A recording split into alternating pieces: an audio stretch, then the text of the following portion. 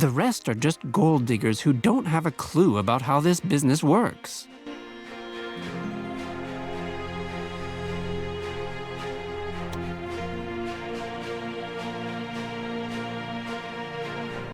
In 1863, on the banks of the Missouri River, the last chapter in the monumental undertaking of the Transcontinental Railroad began.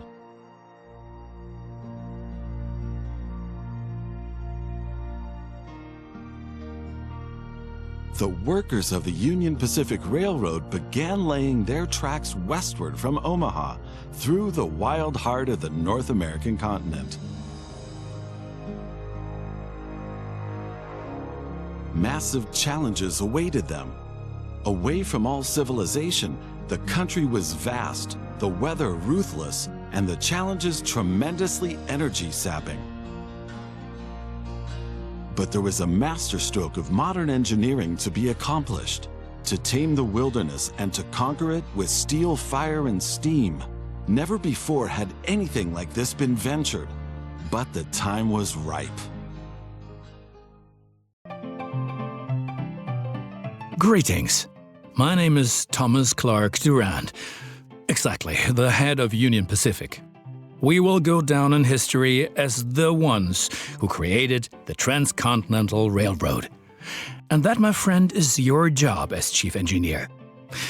I can't supervise everything here on site right now, as I have to meet with some politicians in Washington. First, you should familiarize yourself with the basic controls. Move the camera in all directions. Now test the camera's zoom function. You can also rotate the camera. Give it a try. Very good. Now you know the basic controls. Your first task is to create a rail connection between Omaha and Norfolk to the northwest. Both cities will need a station for this. You already have a station in Omaha, but you still need to build one in Norfolk. To do this, switch to building construction mode.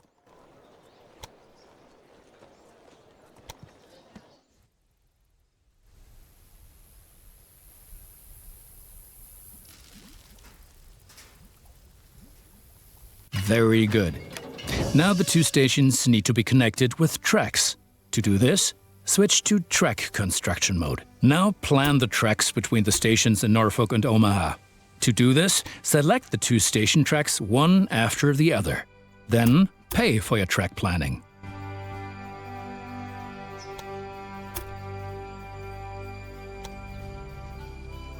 Now create your first train, so that you can set up a rail line between your stations. Initially, your train only exists on paper. It's not much use to you without a locomotive.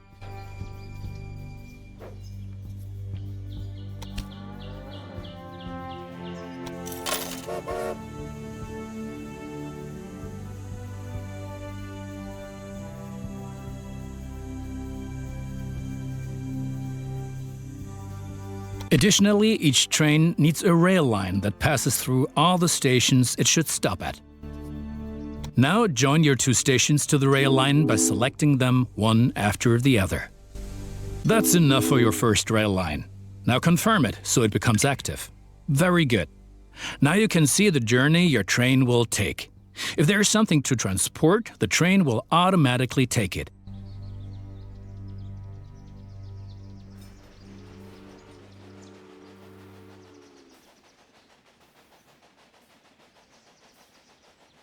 However, as each locomotive needs water, sand, and lubricant on its journey, you have to place a supply tower along the route.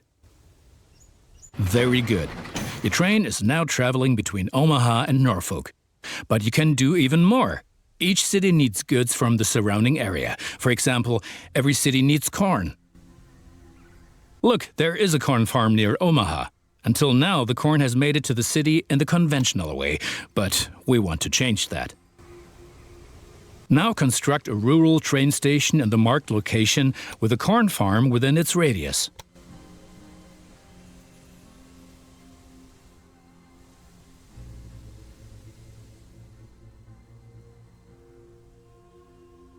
Now connect the new rural train station to the station in Omaha. Now things are getting tricky as we have to deal with a logistical problem. As Norfolk should also enjoy fresh corn, there will soon be 2 trains traveling on the stretch of track between Omaha and Norfolk. Of course, this will then result in a conflict. Since trains cannot travel through each other, you'll need a side track between Omaha and Norfolk. This consists of 1 parallel track and 2 signals. First, create a side track. It needs to be at least long enough for a fully loaded train.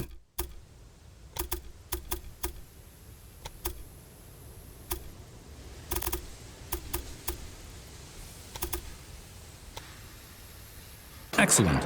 However, your trains won't necessarily use the sidetrack, as they generally always take the shortest route. For this reason, you'll also have to specify the direction of travel on each parallel track. Now open Building Construction mode and set up a signal in the highlighted area pointing in the direction of the switch. Trains will then be able to stop here when the single track is in use.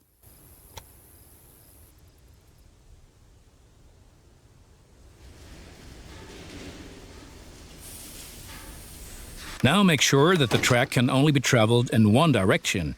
For this purpose, set the signal so that trains coming from the opposite direction cannot pass.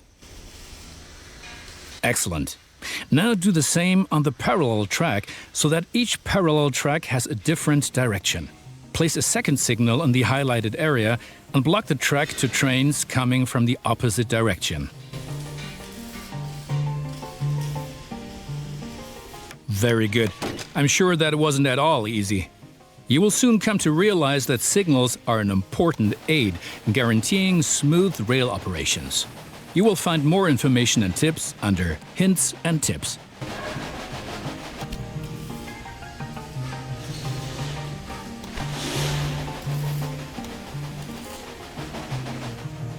Now assemble a new train and give it a locomotive and a rail line.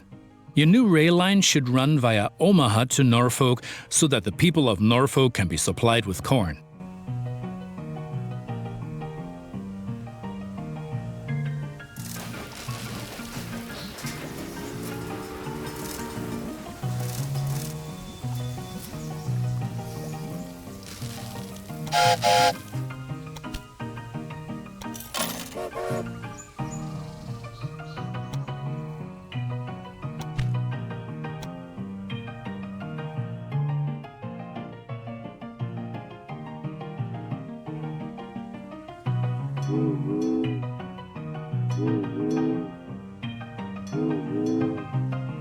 Excellent. The corn farm will automatically make use of your train because the cities along your rail line are demanding corn. Conventional transportation is much more costly for the farm. We are still missing something. Locomotives wear out over time and need to be regularly maintained so they can perform their duties more reliably. For this purpose, there needs to be at least one maintenance building on each rail line where locomotives can be serviced if necessary. Construct such a maintenance building at your station in Omaha now. To do this, select the station itself and expand the station with this building. Right, we've been lollygagging for long enough. I need to return to Washington for further miserable negotiations with our representatives of the people. I've written a task list for you. Take a look at it and complete the tasks within the given time period. Do not disappoint me.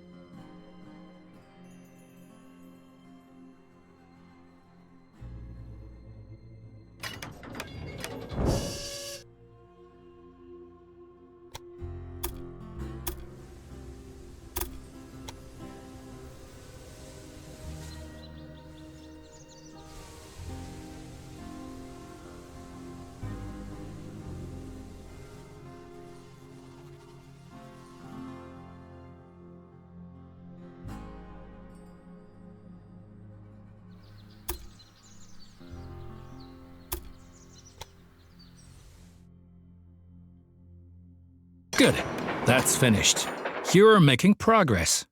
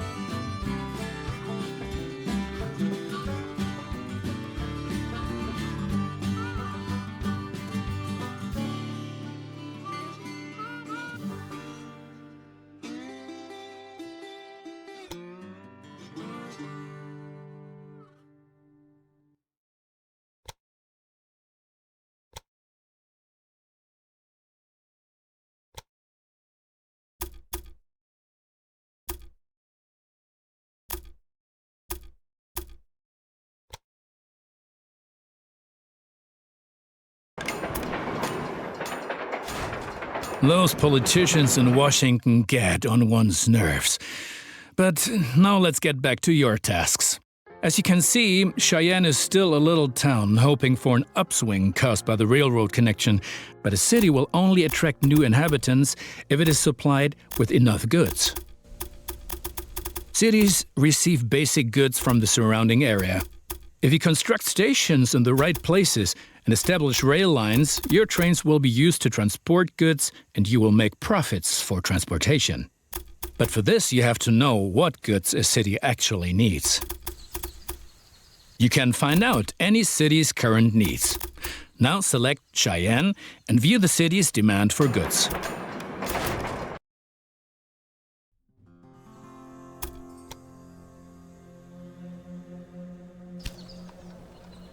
As you can see, Cheyenne currently needs only a handful of goods, and you can only deliver goods that are in demand. As the city grows, it will demand further goods. At the moment, you can supply grain and wood. Both of these goods are available to the north of Cheyenne.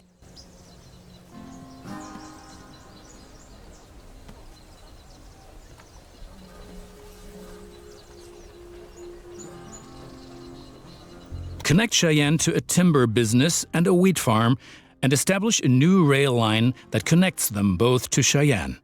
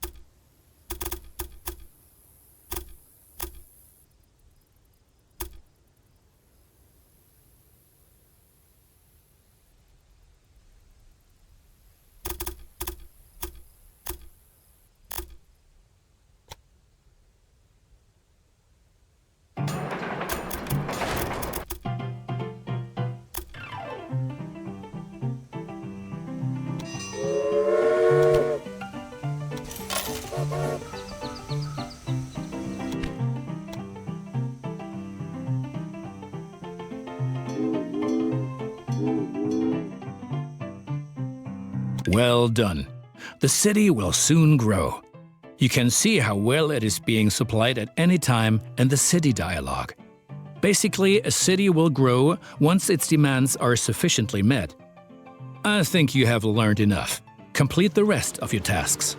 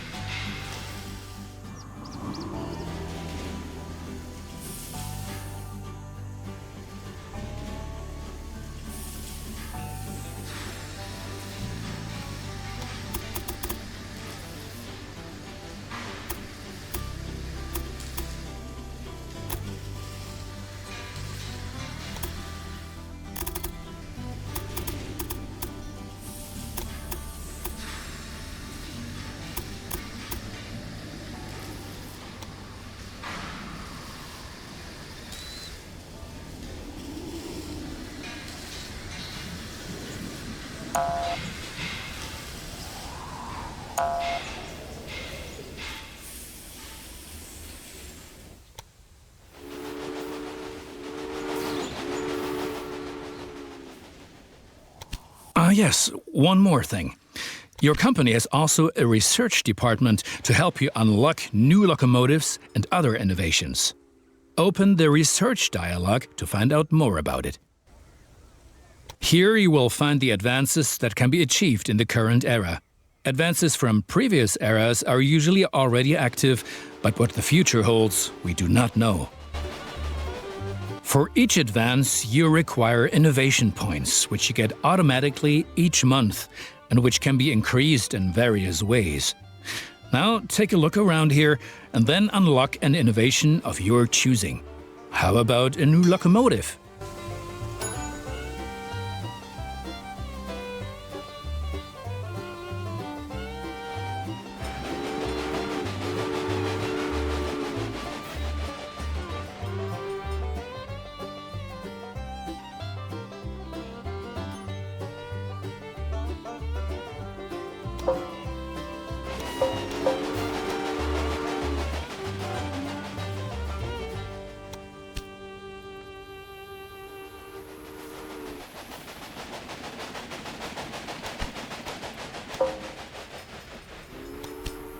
My opponents say I'm lining my own pockets. These are, of course, hideous lies.